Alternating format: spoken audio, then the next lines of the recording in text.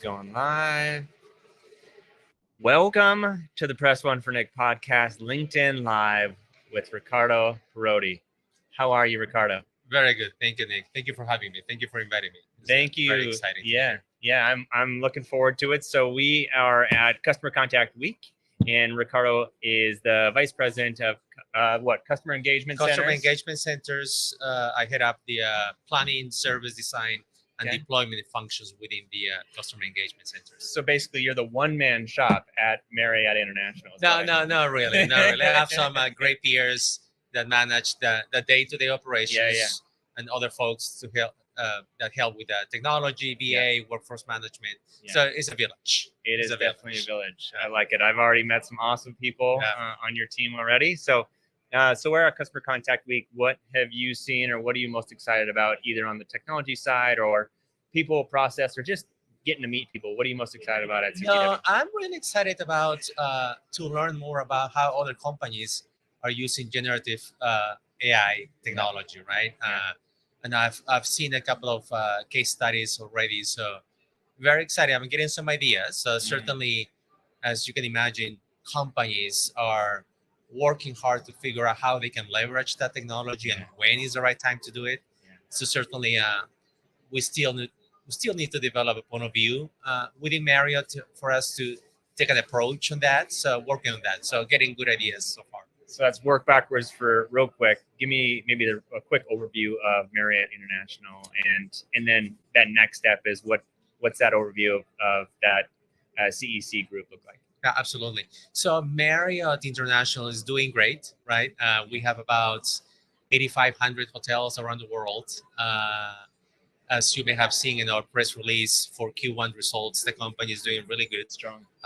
RevPAR grew about more than 30% in Q1 versus the previous year. Yep. You know, RevPAR is like a same store comp sales growth, right? So very exciting for us. Customers, whether it's leisure or business, they want to continue to travel more than before, right? Kind of we lost some time during the pandemic, so everybody's catching up, and there's pent up demand for us. The customer really want to travel with their families for business, for leisure, and combining business and leisure in general, right? So the company is doing great. And then from a contact center perspective, we have a large operation that is mostly in-house, right? We have about 18 physical centers, 2 remote centers around the globe. We are in the Europe, Middle East and Africa, APAC, US, Canada, Mexico. We manage a large number of interactions every day. We have a team of about 6,500 associates across the globe. So we're really focused this year in particular, trying to address some of the challenges with the labor markets in some parts of the world. So nobody's dealing with that. Yeah, no. It's tough, right? It's changing the dynamics, not only from a kind of the market is very competitive from a price perspective, from a salary range perspective, right? But also from competitors and companies are offering more flexible work arrangements for people. So we need to remain competitive, and we need to be really mindful where we want to provide those opportunities market by market. Yeah, and it's got to be different from market or even per country of what's important to them. And you can't necessarily generalize in saying, oh, this country wants this, so I'm going to provide this benefit, or working from home, or allowing somebody 3 days a week. So how do you go through that? You're right. We cannot generalize, right? Every market is very different. Just to give an example that I think I can share with all of you, right? Cork, we have offices in Cork, Ireland. And Cork is a very unique market where we have associates that come from other parts of Europe. They go to Cork to work. So just recently we announced not only formalized our permanent remote program, we announced and launched a hybrid remote program. And we actually are piloting a work from overseas program, because many associates maybe want to go back to Spain or to Italy, maybe for 3 weeks, and continue to work maybe 1 week from those countries. It's amazing. So we're trying to offer that, and we're offering that because they're asking for it, right? So we're responding to the needs specific to that market, and we're being mindful about what's really needed in each market. Other markets like Guangzhou or Mexico, people still want to go to the office. Yeah. They've been going to the office even throughout the pandemic. So those markets may not need much of a remote flexibility options, although we may explore that in the future. But for now, those are good examples of Guangzhou in China and Mexico City, where the majority of the associates come to the center every day to work. I like how you started off by saying the people are now mixing business and pleasure, and allowing them to go on vacations. They're going to work at some place in a different country, maybe in the same country, but then they're staying in Vegas for an extra 2 days to go watch a concert or whatnot. But you also transitioned that and saying the associates now have that ability to go to a different remote country if they are mixing business and pleasure again. So I love how you're doing that. Yeah, and I was listening to our CEO a couple of weeks ago talking about that trend, right? The blending of business and leisure, and it's a trend that is here to stay, right? It began kind of a few years ago with the next gen travelers, right? Working hard, playing hard, but I think after the pandemic, it cemented the trend that is people are really traveling for business, extended the trips, and combining leisure with business. So, and we got to take advantage of that, right? So back to the associate. How does an organization? What did you say? 8,500 locations. 8,500 hotels. So 8,500 hotels. How does an organization that large, the giant of hospitality, have the awards that they have when it comes to best places to work for 25 straight years since they've measured it? Yeah, that's how correct. are you guys staying on top of that? You know, I've been with Marriott for about 16 years.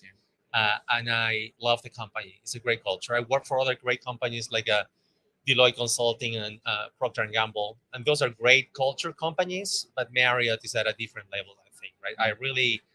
We follow the guiding principles of our founders, and they have a quote that says, "We take care of our associates. Right? Our associates will take care of our customers and guests, and the guests will come back. Right?" And I think that we live those principles every day in the company.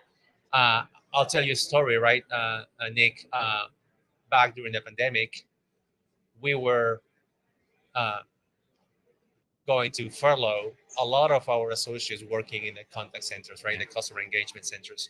And the company and some of us at the leadership level work really quickly to identify alternative work arrangements for our people, to keep our people working for Marriott.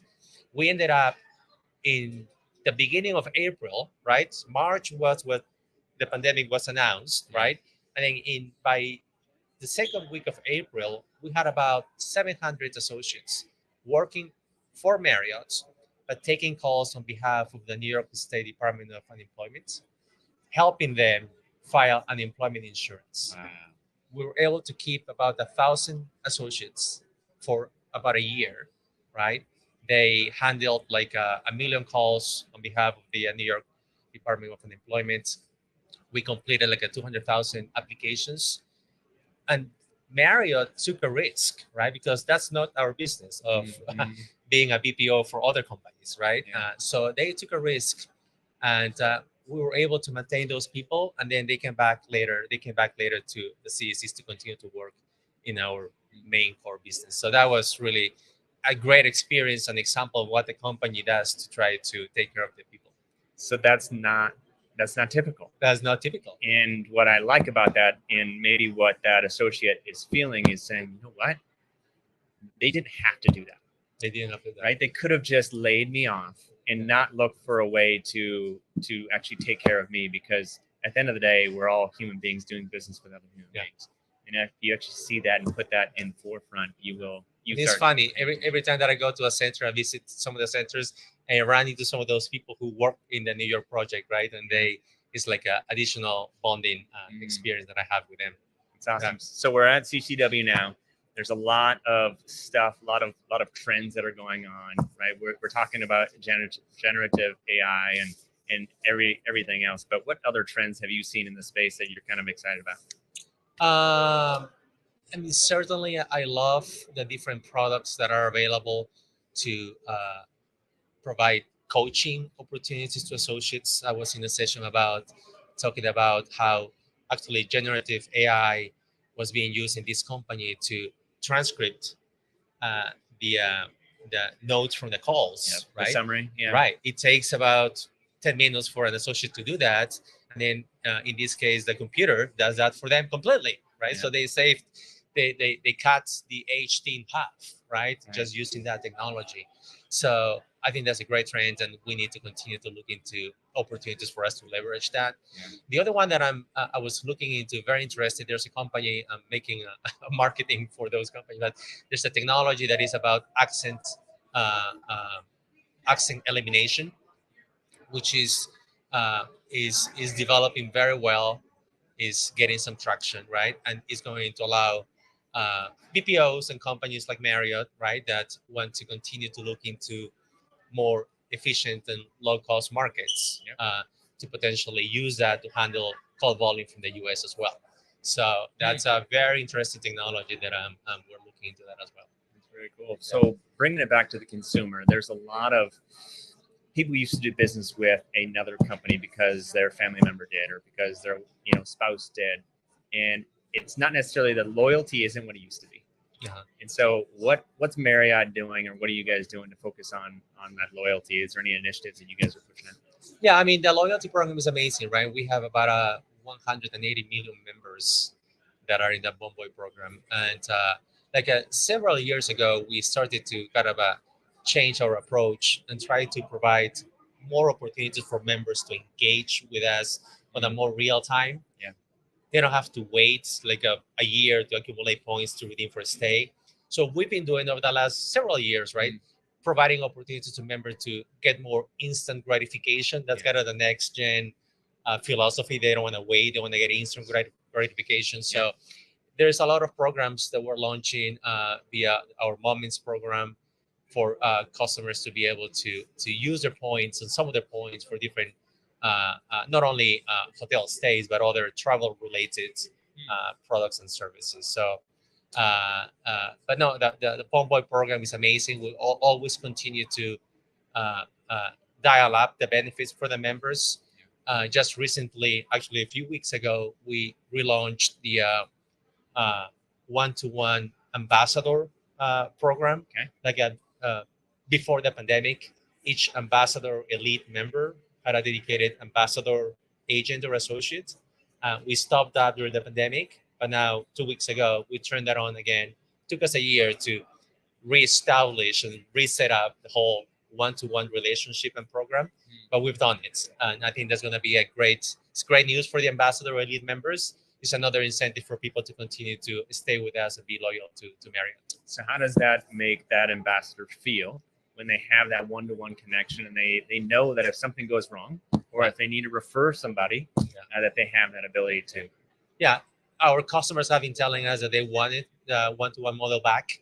It's a way for us to provide not only better experience, better service, but also more personalized service, right? Those dedicated ambassadors get to know you, right? And they can help you with your stays and kind of anticipate your needs before you go on the trip. I like that. I like that. There's a lot Hopefully going you on. can get there, right? I Nick? will. I will. We'll have to do a couple more of these trips. Yeah, absolutely. To make that happen. But for all the people that are listening today that are in customer service or customer experience that maybe are not necessarily at your level, haven't been at an organization for that length of time, and but they're still trying to strive to improve that customer service or that employee experience, what advice do you have for them? I think from a career perspective, right? I think it's important that people really uh, go across different functions around the customer experience.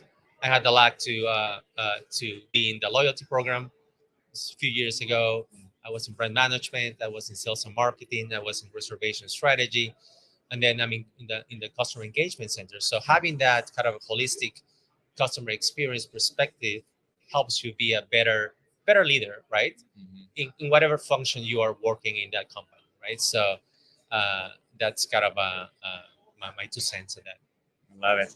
Well, pleasure meeting you. Thanks for the opportunity to have this conversation and connect with Marriott. Sign up for their loyalty program, and looking forward to staying in touch and seeing what Marriott is up to here in the coming years. Yeah, very nice to meet you, Nick. And maybe we can do a follow-up phase 2 interview later on in the year. Would love to. All right. Perfect. Nice to meet you. You too.